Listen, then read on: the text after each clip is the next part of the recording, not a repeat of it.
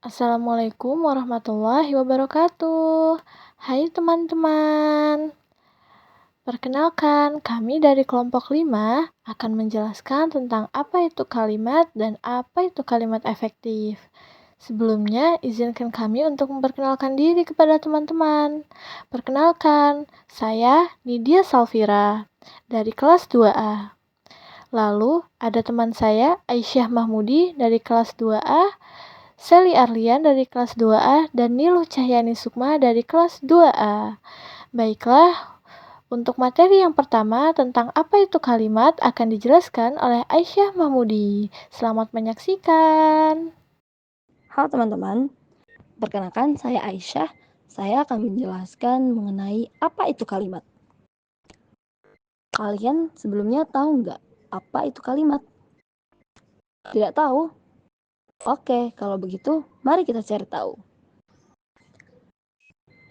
Jadi secara umum, kalimat adalah elemen dasar dalam bahasa Indonesia yang berfungsi menyampaikan makna secara utuh yang mengandung unsur subjek dan predikat. Dan bisa juga dilengkapi oleh objek ataupun keterangan. Secara sederhana, kalimat digunakan untuk menyampaikan pikiran atau perasaan dalam bentuk lisan ataupun tulisan. KBBI berkata bahwa kalimat adalah satuan bahasa yang secara relatif berdiri sendiri, mempunyai pola intonasi final, dan secara aktual atau potensial terdiri atas klausa. Jadi begitu teman-teman. Jadi kalimat itu ibarat pemain utama dalam dunia bahasa. Gampangnya, kalimat adalah kumpulan kata-kata yang disusun rapi supaya bisa menyampaikan satu ide, perasaan, ataupun informasi.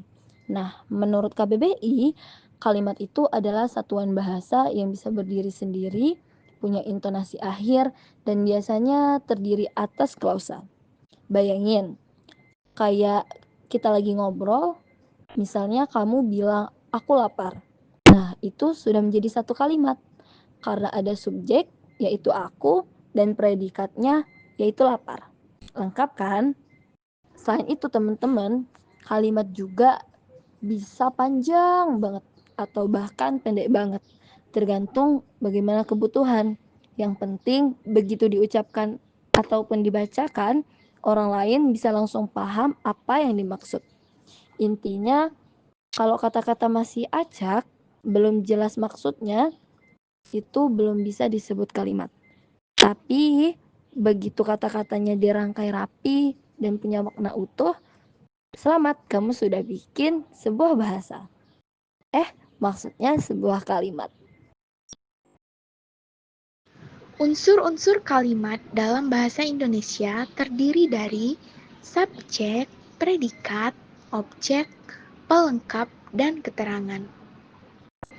Subjek adalah bagian kalimat yang menjadi pelaku utama atau topik pembicaraan.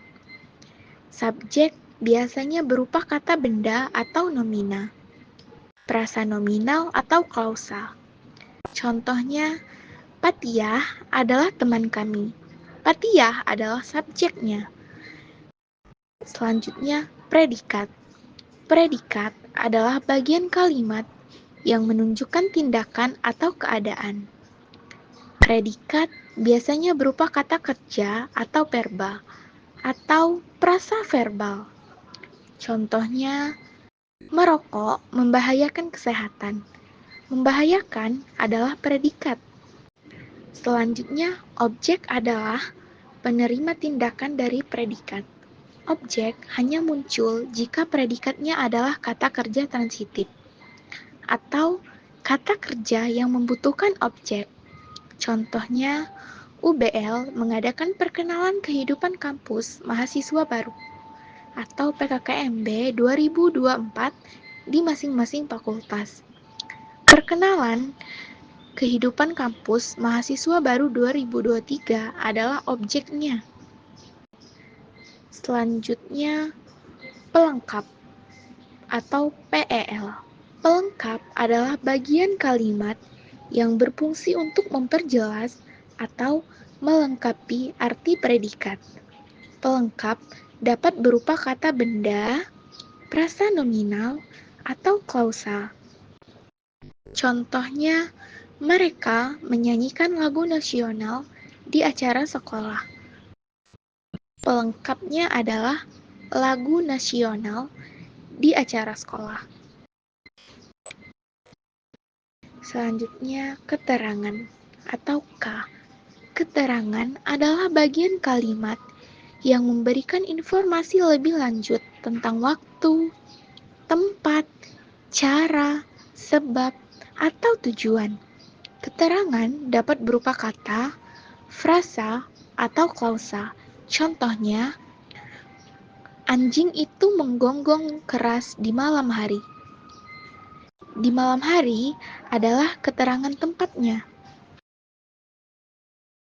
Baiklah, jika pada penjelasan sebelumnya, sebuah kalimat diartikan sebagai kumpulan dari beberapa kata yang disusun sehingga membentuk suatu kalimat, maka berbeda dengan kalimat biasa, kalimat efektif memiliki arti yang lain. Kalimat efektif bukan hanya kalimat yang memenuhi syarat-syarat komunikatif, sintaksis, serta gramatikal, tetapi juga harus hidup, segar, mudah dipahami, serta sanggup menimbulkan daya hayal pada diri sang pembaca. Kalimat efektif juga harus memenuhi kriteria jelas, sesuai dengan kaidah, ringkas, serta enak dibaca.